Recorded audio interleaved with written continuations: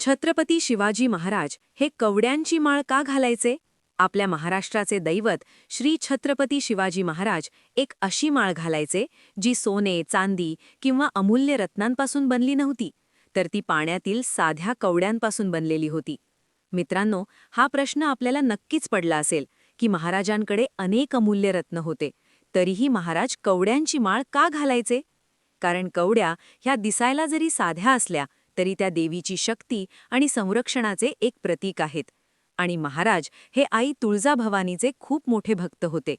यामुळे महाराजांच्या गळ्यातील प्रत्येक कवडी ही आई भवानीवरील अखंड श्रद्धा आणि अढळ विश्वासाची एक साक्ष होती. पण मित्रांनो, ही माळ केवळ अलंकार नाही, तर त्यांच्या नम्रतेची एक खरी ओळख आहे. कारण पूर्वी कवड्या एक चलन म्हणून वापरल्या जायच्या, ज्या सामान्य माणसाच्या जीवनाचा एक महत्त्वाचा भाग होता. आणि महाराजांच्या गळ्यातील ही माळ जनतेला एक स्पष्ट संदेश देत होती. स्वराज्य हे राज्यसत्तेसाठी नाही, तर जनतेच्या सेवेसाठी आहे. म्हणूनच या 19 फेब्रुवारीला आपण फक्त महाराजांचा जय जयकार करू नये, तर महाराज ज्या आदर्शांवर चालायचे तेच आदर्श आपल्या जीवनामध्ये आणून आपले जीवन सार्थक करावे.